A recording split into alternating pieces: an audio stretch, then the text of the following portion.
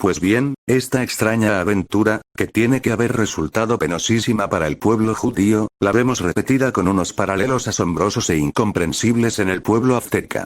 Según las tradiciones de este pueblo, hace aproximadamente unos 800 años que su dios Huitzilopochtli se les apareció y les dijo que tenían que abandonar la región en que habitaban y comenzar a desplazarse hacia el sur hasta que encontrasen un lugar en el que verían un águila devorando a una serpiente.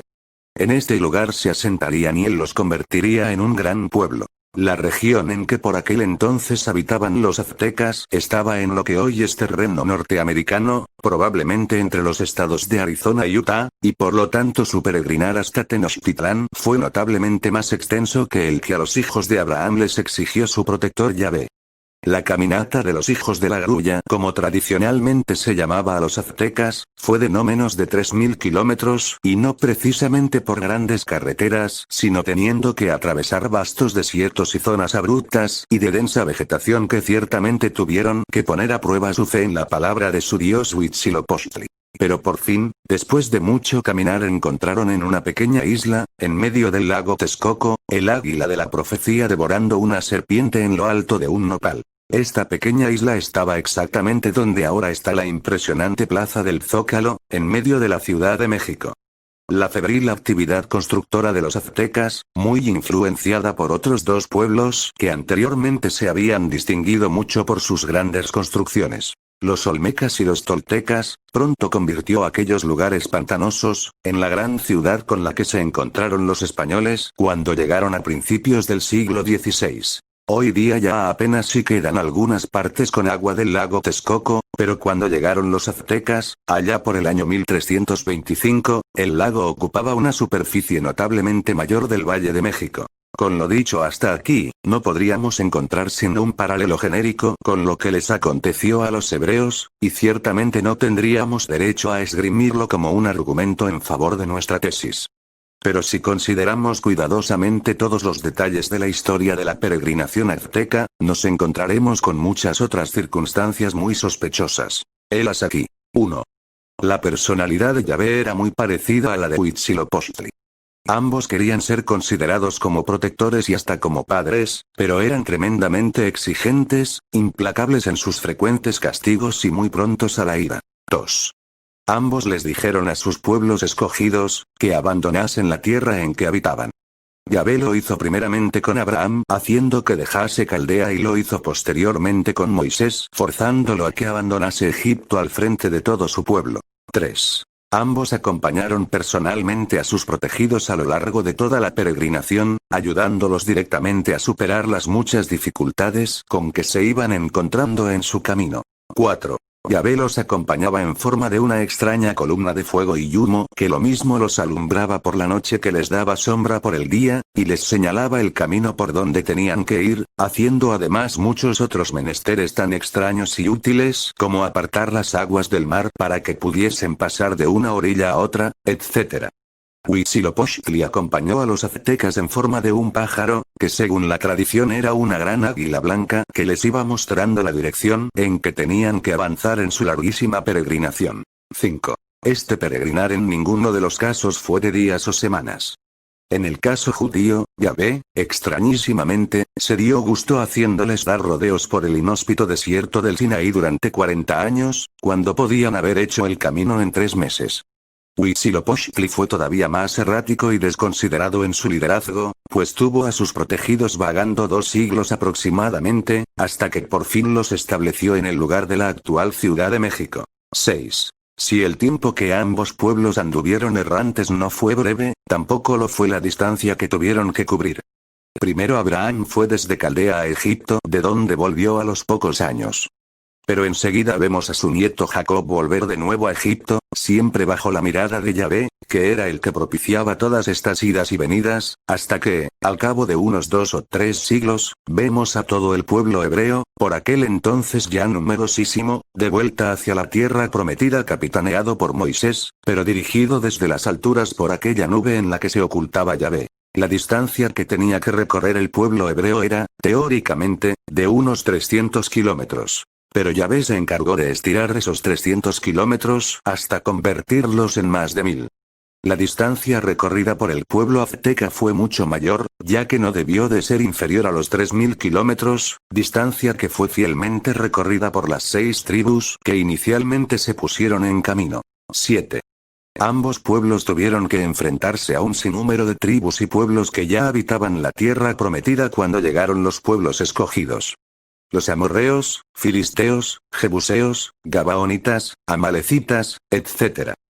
Que a cada paso nos encontramos en la Biblia en guerra con los judíos, tienen su contrapartida americana en los chichimecas, tlaxcaltecas, otomíes, tepanecas, xochimilcos, etc.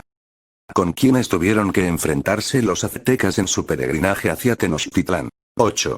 Ambos pueblos, en cuanto fueron adoptados por sus respectivos dioses protectores, comenzaron a multiplicarse rápidamente, pero sobre todo en cuanto llegaron al lugar prometido y establecieron en él, se hicieron muy fuertes y pasaron a ser pueblos dominantes en toda la región, avasallando a sus vecinos. Ambos pueblos llegaron a la cúspide de su desarrollo aproximadamente a los 2 siglos de haberse establecido en la tierra prometida. 9. Ambos pueblos fueron adoctrinados en un rito tan raro como es la circuncisión. Este es un detalle tan extraño que induce a sospechar muchas cosas, entre ellas, que Yahvé y Huitzilopochtli eran hermanos gemelos en sus gustos. 10. Tanto Yahvé como Huitzilopochtli les exigían a sus pueblos sacrificios de sangre. Entre los hebreos esta sangre era de animales, pero entre los aztecas la sangre era frecuentemente humana, como en la dedicación del gran templo de Tenochtitlán cuando, según los historiadores, se sacrificaron varios miles de prisioneros, abriéndoles el pecho de un tajo y arrancándoles el corazón, todavía latiendo y sangrante, para ofrecérselo a Huitzilopochtli.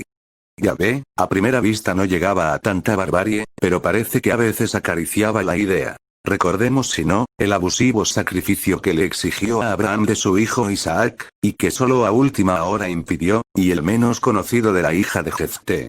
Este caudillo israelita le prometió a Yahvé que mandaría sacrificar al primer ser viviente que se le presentase a la vuelta al campamento, si Yahvé le concedía la victoria sobre los amonitas. Cuando volvía victorioso de la batalla, la primera que le salió al encuentro para felicitarle fue su propia hija. Y Yahvé, que con tanta facilidad le comunicaba sus deseos a su pueblo, no dijo nada y permitió que Jefté cumpliese su bárbaro juramento.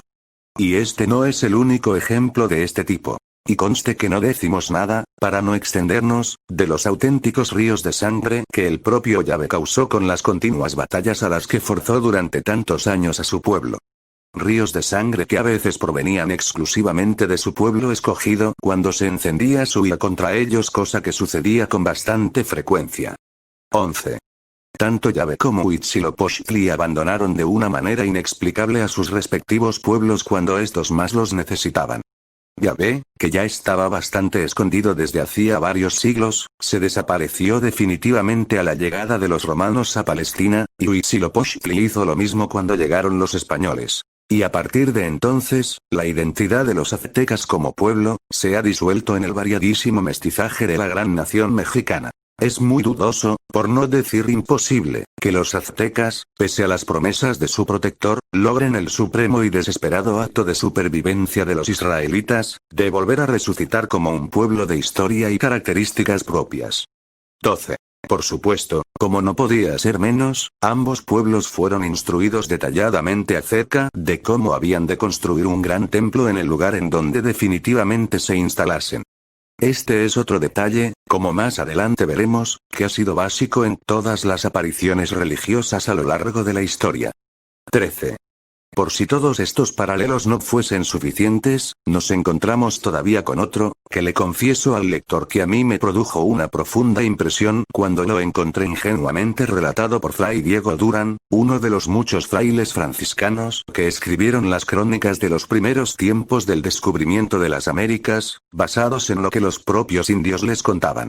El buen fraile, en su relato de las creencias de los antepasados de los aztecas, nos cuenta, por supuesto, con una cierta lástima ante el paganismo demoníaco en que se hallaban sumidos aquellos pueblos, que cuando el pueblo entero avanzaba hacia el sur, siguiendo siempre a la gran águila blanca que los dirigía desde el cielo, lo primero que harían al llegar a un lugar, era construir un pequeño templo para depositar en él el arca que transportaban mediante la cual se comunicaban con su dios. Este detalle de llevar también un arca, al igual que los hebreos, y de considerarla de gran importancia, pues era el vínculo que tenían con su protector, es algo que me sumió en profundas reflexiones y que me hizo llegar a la conclusión de que algunos de estos espíritus que están en las alturas, tal como los denomina San Pablo, tienen gustos muy afines. Y puede ser que no solo gustos, sino también necesidades, cuántas veces se asoman a nuestro mundo, o a nuestra dimensión, en donde no pueden actuar tan naturalmente como lo hacen cuando están en su elemento. 14. Todavía como un último paralelo, podríamos añadir lo siguiente. Si el Yahvé de los hebreos tuvo su contrapartida americana en Huitzilopochtli, el Cristo judío, en cierta manera reformador de los mandamientos de Yahvé, tuvo su contrapartida en Quetzalcóatl, el mensajero de Dios, instructor y salvador del pueblo azteca, que, como Cristo, apareció en este mundo de una manera un tanto misteriosa. Fue aparentemente un hombre como él, y como él, se fue de la tierra de una manera igualmente extraña, prometiendo ambos que algún día volverían. 15. Hasta aquí llegaban los paralelos que personalmente había investigado hace ya unos cuantos años. Pero la lectura del libro de Pedro Ferriz donde quedó el Arca de la Alianza ha dado pábulo a mis sospechas y a mis paralelos, con los detalles que allí aporta. Uno de ellos es el curioso cambio de nombres. Resulta que Huitzilopochtli tenía la misma manía que Yahvé, Abraham, Sara y Sara, Jacob Israel, y hasta que el mismo Jesucristo, Kefas, Boanerges. Y por cierto la misma manía que encontramos en los modernos extraterrestres, que con gran frecuencia les cambian el nombre a sus contactados. 16.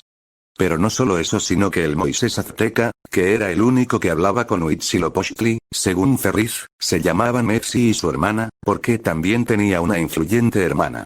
Se llamaban Malinal. Pues bien, fonéticamente, Messi se parece a Mose, Moisés en la versión fonética castellana, y Malinal a María. Y aunque al lector este paralelo puede parecerle una exageración traída por los pelos, debería saber que estos parecidos en cuestión de nombres propios, son algo con lo que nos encontramos frecuentemente en el mundo de lo religioso paranormal, Krishna Cristo, Maturia Matarea, etc. Y son algo normal en el mundo esotérico. Son chispazos de la magia cósmica que escapan a nuestra lógica. Hasta aquí los paralelos entre el peregrinar del pueblo hebreo y el peregrinar del pueblo azteca. Si todas estas similitudes las encontrásemos únicamente entre estos dos pueblos, podríamos achacárselas tranquilamente a pura coincidencia casual. Pero lo que se hace tremendamente sospechoso es que estas y otras coincidencias las encontramos en gran abundancia en muchos otros pueblos de la Tierra, separados por miles de años y por miles de kilómetros.